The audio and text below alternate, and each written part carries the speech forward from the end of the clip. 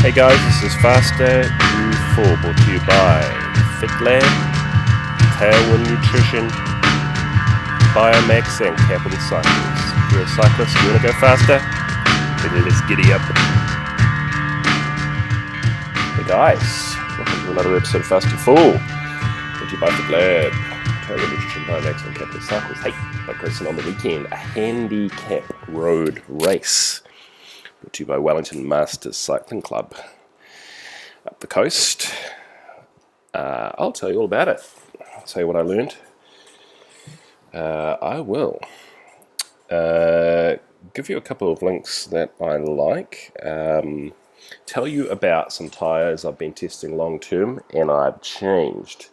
I'll give you some data and I'll tell you why I've changed. Don't worry, I won't get super nerdy, but suffice to say, these are good and it's helped me change. I'm going to tell you about next week's race, which is a time trial on the Liverton circuit in Lower Hutt, and 18Ks, nice short little time trial. I went out and did some testing there yesterday actually, and I'll tell you how the course is looking and something to look out for on this course. Any course with like a little variation, a little bit of rolling in it. Alright, let's have a look here. We've got some wonderful photos from Trina Iono, who came out and cheered us all on the weekend at the circuit up in Otaki, which was great, and took some good photos and put them online. Thank you very much for doing that. There's me, if you're watching the screen, me and Chris Sutherland in the 2018 FitLab kit. Looking mildly pleased to be there. Some great photos. Thank you to the marshals and Trina and everyone else for taking photos. That's on the Wellington Masters Cycling Club Facebook page if you want to go and have a look at that. There's a sprint there for the line.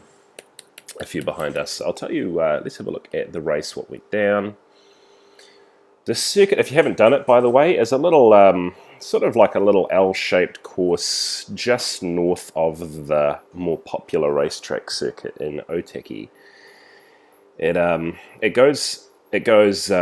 takes in part of that course and then turns off up a valley, Waitohu Valley Road, and there's a little climb just as you just after the lefty there, which is just as a cool little part of the course to break it up. It's not super huge. It probably only has it's probably only climbing about 20 to 30 meters, but it's enough to break it up and make some action happen. It's a long, fast, flat drag down to the turnaround at the top of the north end of the course and then back down. We did 3 of those, so the circuit's something like 15 Ks. So we knocked that out 1 hour 6 minutes, pretty short, which is good by the way to have these sorts of races late in spring when the form's running a little bit low. It's a little bit shorter, that's good. 42.3 kilometers, climbing 183 meters, worked 1233 kilojoules, almost bang on, I'm going to say 5 hamburgers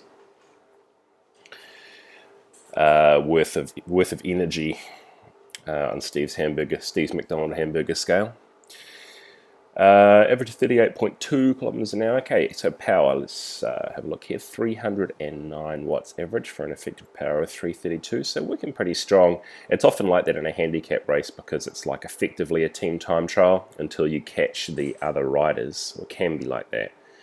You often got to put in a lot of work. There's nothing particularly tactical normally in a handicap race before you catch the other groups, and that small differential between the real power and the effective power indicates that it was relatively static power delivery, and you can sort of see from the data there that it was. That's because we're all lapping it out like a time trial. Heart rate 156, actually quite high. It's good. Cadence 96, sweet.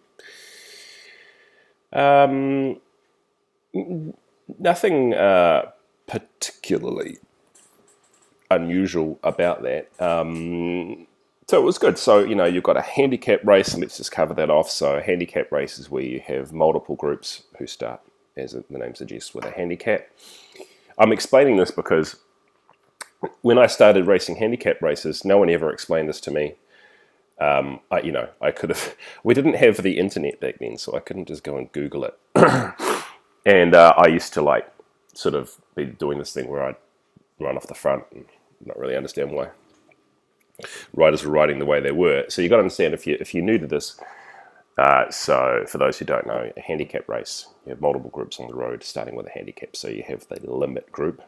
They start at, say, 9 o'clock, and that's the slowest riders, so they get the most advantage. Then you get the next group, which will be break, depending on how many people there are, break 3 or break 2 or break or something like that. And they will get time differentials based on their ability. And then the last group to go, which is the group I'm always in these days, is the fastest guys on the road, which is scratch. And so your sole objective in scratch, of course, really is it's to win like any other race. But of course, there's an extra job involved, which is you have to catch all the other groups on the road first. Normally, there's a little bit of a question. This actually came up in this race. If you're in a big group of strong riders in scratch, well, what you're going to do is you're all going to lap it out. You're going to ride reasonably strongly, and you're going to move as a group down the road faster because you are spreading out the air resistance across the riders, right? Well, what happens if you've got a small group or you have very different abilities? That can actually be a little bit different how you all want to approach that, because it could be if you're a very strong rider with some other riders who aren't as strong. Well, it could be that if you ride with those guys, yeah, it's going to save you energy, but you might end up moving down the road slower than you could even if you just went away solo by yourself. And that sort of presented itself to me in this race a little bit. So the way I addressed it, we had Steve Orchard, who's a real good, strong, powerful unit. We had Chris Sutherland and a couple of other guys who weren't as strong on the flat. So basically, for the first lap, I just sat in with everyone, just worked, and then tried to make a call on, based on that, whether or not it was going to be faster to try to go away by myself, try to catch the other groups, whether it was going to be faster to try to go away with myself plus maybe another rider, or whether it was going to be faster to stay in with the group. So you sort of get that added layer of decision making. After the first lap, I decided that it would probably be better to be a faster way to travel down the road if I broke away with one other guy, namely Steve Orchard, because he was the second strongest guy on the flat on a course like this.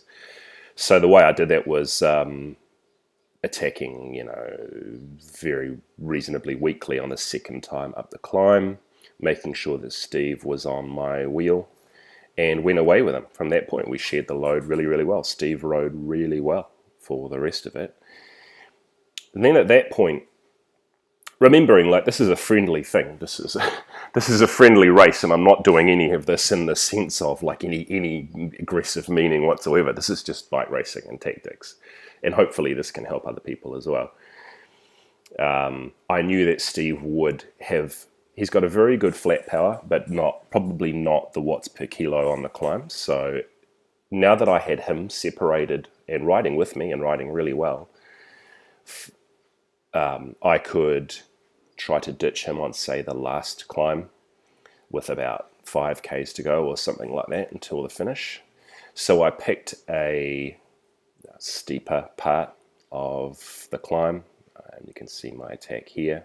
I just zoom in and just putting in a reasonably tame sort of attack, 750 watts or so, just averaging over about 30 seconds, about just under 600 watts there, which for me is something like, I'm going to say, let's have a look here on the cycling analytics chart. Well, watts per kilo, just about 9 to 10 watts per kilo for a short period of time there. For a heavier person to do that, they would have to put out a lot more power, so there's a slight differential advantage there. Long story short, that meant that I was able to distance him. He didn't have the other guys with him because he'd come away with me. So he was isolated. I was off the front by myself, and I could continue just to time trial down the rest of the valley at an average of about 342 watts and get the fastest time, which was good. So that's sort of how I approached that handicap race. It is a different approach to how I would approach it in a different group. And maybe the takeaway from all this is look at each race not just in terms of the terrain and not just in terms of your strengths and weaknesses, but also in terms of the field and who's there. And it's really fun to think of how can I put that together in some sort of model to model what the best way I think this race can go for me based on all of those variables. And, you know, that doesn't always work. If it puts the odds in your favor, and in bike racing, that's all you can ever do. You can't control all of the variables, but if you can control the ones to the best of your ability that you can, I think that's the best way to tactically approach any race. It actually applies to pretty much anything, including time trialing that I'll get onto in a minute. So thank you once again for the Wellington Masters Cycling Club putting on another successful race there. Great to see you all. Thank you for standing out in the rain marshalling. Thank you, so look at the results, thank you to the race manager Gus Stewart and the marshals John Goodman, Barry Gilland, Tice Robinson, Leonard Smith.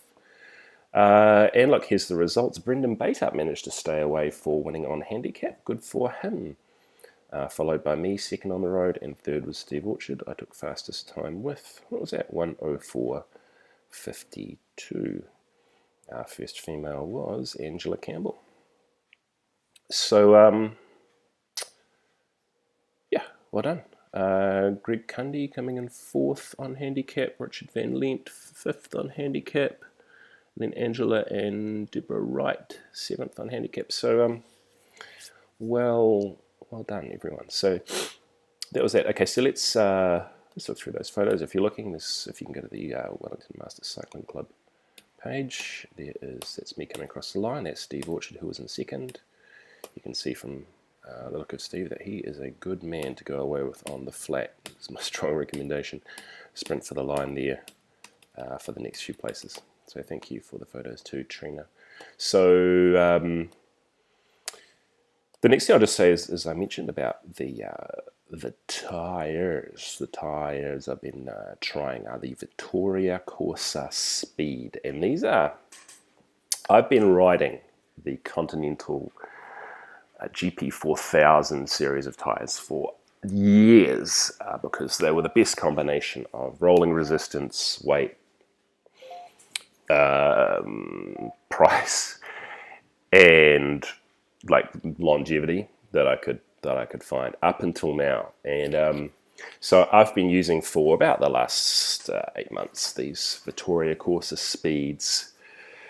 And that was based on the fact that a lot of people were using them and their rolling resistance is very good. They look a little bit different. On the tread, they have a long, continuous groove rather than any other type of tread. The tread does roll really well. So in terms of actual tested rolling resistance, here's a good website I like to go to, a guy who's got well known for just doing testing on tyres, blather about bikes, and he uses a very good protocol to determine real-world rolling resistance of tyres. And long story short, the Vittoria Corsa Speed comes out on top of all of the testing of like 50, 80 tyres that he's tested, however many it is, by quite a big margin. When I say a big margin, over the next best tyre tested about 3 watts.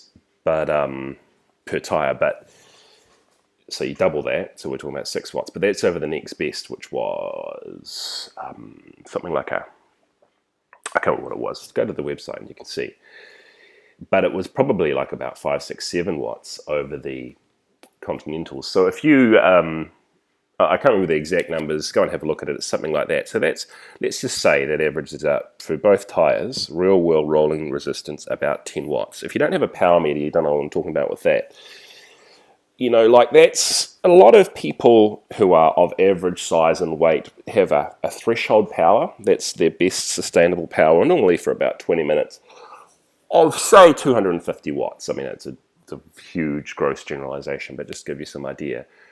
Well, of course, 10 watts is about it's another 5% of that. So it's almost like having free speed on the road if you can find a tyre that rolls really well like that.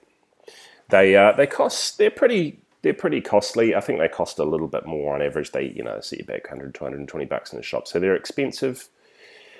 And And they're probably not as long-lasting as something like the Continental. I'll compare it to the Continental because, you know, a lot of people for a long time, the go-to race and training tire really has been the Continental GP4000.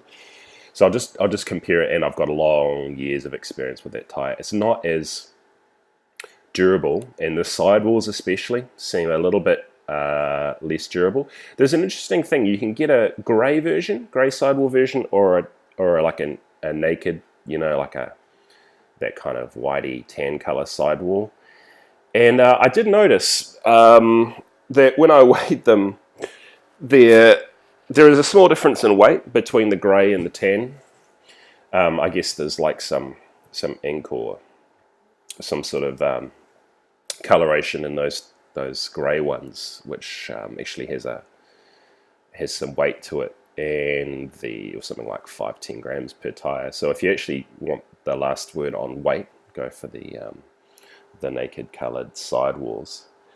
But the sidewalls aren't as durable. They don't seem to have like that kind of slightly rubbery coating, whatever it is, on the Continentals. And they do, if you're not careful and you scuff them, they can get thinned out, and you've got a danger of having the tube poked through. That did happen to me. And the tread itself probably doesn't last as long. They have a graphene compound, which they think is the reason why these roll so well. And I don't really know the rest of the details about the rubber, but suffice to say, they don't have quite the longevity as something like the Continental. I'm going to say, on a rare tire, just with average race use, you're probably only going to get 10 races out of it.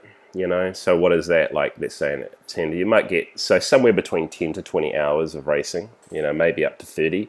So that's not a lot. It's not something you really want to train on. So, I mean, if you had to sum it up compared to the Contis, I would say price, yeah, more expensive by probably $40 per tire or something like that, maybe 30. Rolling resistance and weight is better. The overall weight's probably that much different. They're probably a little bit lighter, maybe like 20 grams lighter or 10 grams lighter than the Contis, but the rolling resistance is the main issue. It's one of those things where I always have this standard, which is, look, can you actually notice a difference? Which is kind of a weird subjective way to put something, but if you can, and it gets through your skeptical filter, through to your senses that something is seems subjectively faster, you know that it probably is. And these do, you know, when you put them on your bike and compare, you do zip along in such a way that they do have a different feel on the road. They're fast, and they've been objectively proven that way as well in the data, as you can see. And so longevity, yeah, not so good, not as good, half the longevity probably. So for a pure race tire, I would go for the Vittoria Corsa Speed. I've been using the 25C, and that's for anyone in that sort of 70 to 90 kilo weight range, up 80 to 90 psi, seems to be the hot setup for most Wellington races. I would try that. And maybe just a quick word on pressure as well. I mean, I still see, despite all the evidence, a lot of people running around with tire pressures, even very lightweight people, between 100 to 120 psi. Generally speaking, if you're running a 25C tire, you should probably be starting off, you know, assuming that you're under 100 kilos, around, you know, 80 to 90 psi. That it's proven faster, even though the road feel is different and it doesn't have the same kind of buzzing feeling. That's not necessarily an indication of speed. That's just an indication of feeling, that because they deform a little, you'll actually travel down the road faster and in more comfort at a lower PSI. So here's the hot tip: is just go for 80 PSI, and then just reduce pressure. No, start with 90 PSI, reduce pressure until the tire feels squirmy, or feels a little bit squirmy in a corner, and then bring it up 5 PSI. And that is probably going to be, depending on your weight, you know, somewhere in that 75 to 85 PSI range. And that is faster. That's tested faster. So that's how I've ended up with that 80 psi. I went down to about 70, 75 for a little squirmy. Just brought it up to 80, and it's delicious every time on our roads. All right, so that's the Vittoria Corsa Speed TLR. You can pick those up from tubeless already. That means the TLR, but it means like a clincher. If you go along to Capital Cycles, you'll find some of those. All right, so the next, and that's what I learned. That's my coaching tip of the week. There you go. That's how to set up tyre PSI.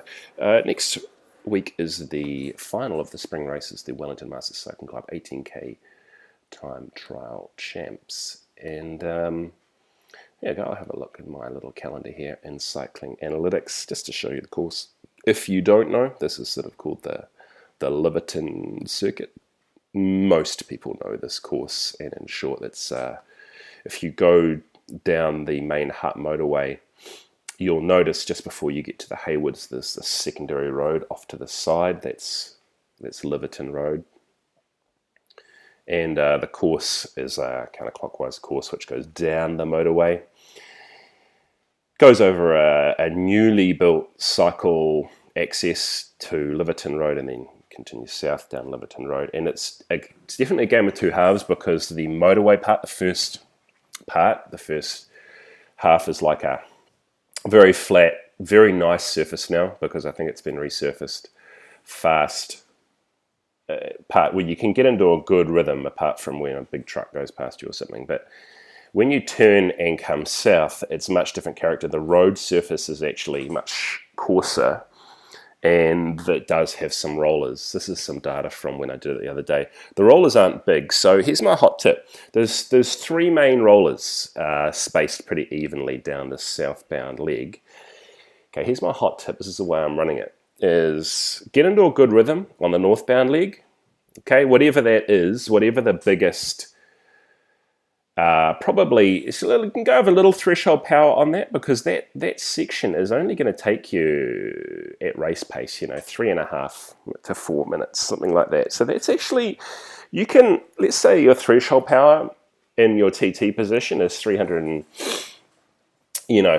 50 watts. Well, you could probably go, 10, 20 watts higher than that there, because even though, yes, you are going to get a buildup of lactate, it's not going to be so severe over those 3 or 4 minutes, and it's going to be a major handicap. And in the turn, as long as you just spin out your legs, you'll get rid of a bit of it and recover enough over that 10 to 20 seconds to hit it again on the next leg. So that's number one, go slightly over threshold. Number two is on this southbound, there's these three rollers, and I'll just zoom in here. I don't know if you can really tell, because topographically they're not strong enough rollers to really be able to see the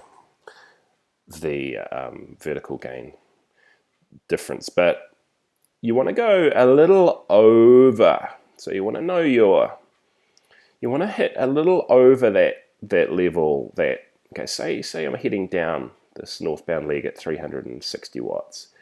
You can go a little over that, even 370, 380 on going up the roller, and then going down. Give yourself a little recovery, even come down into 250, 260, because the reason you want to do that is that will get you down the course faster. You want to put in more effort into, his TT tip, more effort into the headwind or a climb, because you're on those sectors for longer. Covering them in a shorter period of time is important for TT. So, and then recovering on the faster parts, i.e. the down. So on the first roller, I do that tactic. So hit it hard and then recover.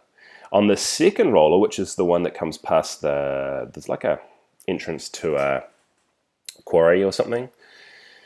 Yeah, just stay in. There's not enough of a hill to really warrant getting out of the drops. It's faster, in the extension, so you want to stay in your TT position. And even though it kind of sucks to grovel a little upwards in your TT position, as long as your position's powerful enough, staying in that position will be the best technique for that smaller height roller. It's not even really a roller, it's just it just comes up and then down a little. and just maintain your standard TT power. And then for the third roller, which is just before the turnaround, employ the same tactic as the start. So go very strong up and then down, allow yourself a little recovery. It does flatten out a little bit. Watch, there's a little pothole on the left. Maybe stay towards the middle of the road and just be careful on that last 30 seconds to a minute before the south turnaround.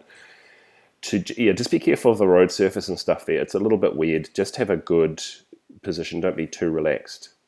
Okay, so then you're going to turn, just watch a little bit of gravel and stuff on that corner.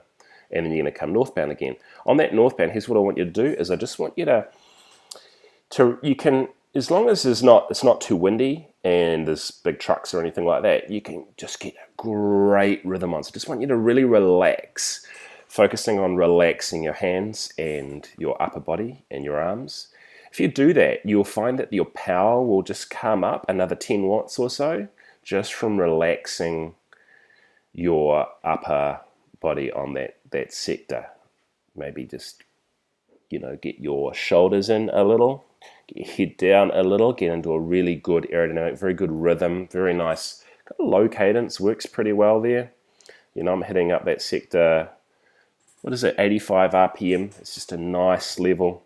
And you can head very, very fast along that section, very relaxed and very strong and very fast there. And it's probably going to be a slight northerly, which is probably best for this course. So could be some fast times. If you go to the Wellington Masters Cycling Club homepage, you can see up the top here results and race records, and on the right here race records. So this is called the Fletcher Circuit. It's here to note the Fletcher Circuit has been referred to as Liverton Road in many cases. So I don't know why it's called the Fletcher Circuit, it just is. 3 laps, 17.6 Ks. That's slightly longer now because of the new turnaround in the north. That's actually extended out another 300 to 400 meters now. So that's known as 17.6 Ks, but if you actually look at my data from the recon the other day, it was 18. And I might have stopped the Garmin, 50 meters or so late after the finish. So I'm going to say, something is about 17.9 rather than 17.6 Ks. So you've got an extra 300 meters or so to travel there, which is going to reduce times a bit. But the club record is held by John Randall in 2015, 23:55. So the other day in those very good conditions, this is yesterday in those conditions, what did I do? 24:47 or so, 24:44 moving time. What did I just say John did? 23:55. So there, I'm getting close. So I would like to, if the conditions are right, of course in TTs, as far as times go, conditions is everything. So as long as conditions are good, I'd like to hit up that time of John's 23:55. If you scroll down, there is a all-comers record, because in the TTs, anyone can come along and have a hack and get your time recorded. If I just come down here, I'm pretty sure it's listed. There we go. 7, yeah. Oh, this is in terms of age. The records, the number one there is John 23:55, I just mentioned. If it goes down here, I'm pretty sure it's got all comers record, down, okay, all comers.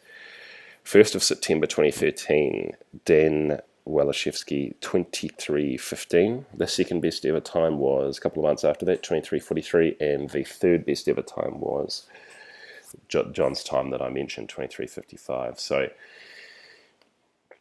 here's the thing, I'd like to see if I can, even on the longer course, I'd like to see if I can nail that 23:15, but it's going to be all about conditions. But I'd really like to get that course record of John's as well, if I can, 23:55. We will see. As you can see, actually, if you're looking at the screen, I determined my drag coefficient using the Golden Cheetah Chung virtual elevation method. It was good conditions, and I could use the data on this course on this day to determine pretty accurately 0.234 CDA. That's with generally a standard setup. I did change my helmet to a shorter tail, but I'm going to change it back to the longer one. That will reduce my drag just a little. and I had no shoe covers that day because I couldn't be asked, which will bring it down. If with those factors combined, I should be able to hit up a drag on that course somewhere around about just maybe even sneaking under 0.23.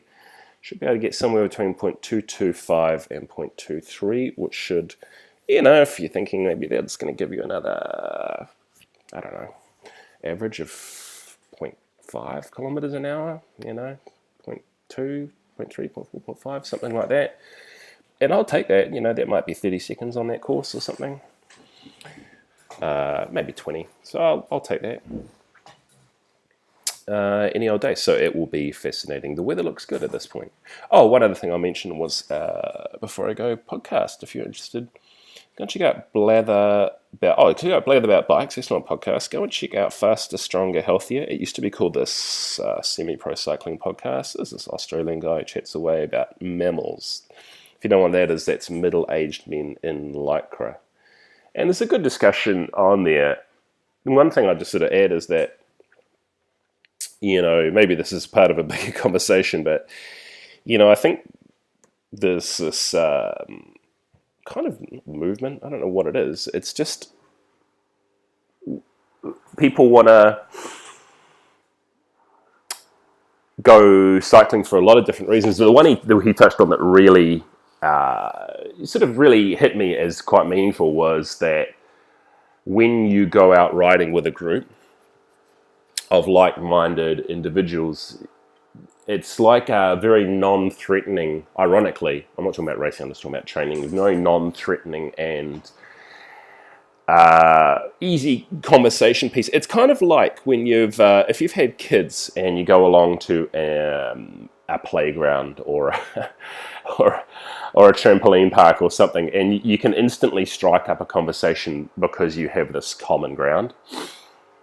It gives you that common ground and a good place to meet and talk about all sorts of things. And if you go out riding on a nice day with 3 or 4 guys who are kind of similar and you're having a good time, the range and depth and breadth that conversation will go to is incredible. Completely uncycling related, very deeply meaningful things about life and living and thoughts about everything. And that's something I'm actually looking forward to over this Christmas, New Year period, is looking forward to going out with some of my FitLab riders. I'd like to go and hit up. I've never ridden up more than about 160 Ks on my bike. I want to beat that, and I want to go out for a ride of 200 Ks, knock off the double ton if I can. I want to go out with some guys, and I just love that feeling of riding out in the sun together, out in the middle of nowhere, and having one of those conversations that just goes to deep, deep rabbit holes. And it's great because everyone has the sensation of, what goes on tour stays on tour. What the thoughts and feelings you have can get expressed when you're out on the bike in a really non-cringy and, important way. And to bring it back round, I think that the discussion about mammals on bikes doing this is so much more than cycling and so much more than fitness and so much more than any of that. It's a way for, a group of dudes, and it is dudes. I mean, it will be women that want to do this as well. I can't really comment on what that's like for women, but dudes getting a chance to express themselves about assorted non-politically correct matters in a non-threatening environment is a very important outlet, I think, for guys, and very healthy. And I'm fascinated by this kind of stuff. And I'd strongly recommend you go and listen to that podcast. I'd strongly recommend, if you want to go out and have rambling, non-politically correct podcasts, conversations, which may or may not involve podcasts, over Christmas and New Year, let me know. Come out. We're going to hit up some crazy endurance rides, and it's going to be a lot of fun. All right, guys, I'll leave it there. Thanks for listening. As always, it's brought to you by FitLab, Tailwind Nutrition, Biomaxa, and Capital Cycles. If you'd like a training plan from me, you can go to fitlab.co.nz. You can email me, steve@fitlab.co.nz. Stay safe. I'll see you on the weekend. Thanks for watching / listening to Fast You Fall, brought to you by FitLab, Capital Cycles, Tailwind Nutrition and Biomaxa. If you'd like to get in touch for a coaching program or testing, you can get hold of me, steve@fitlab.co.nz, or go to fitlab.co.nz. Talk soon, guys.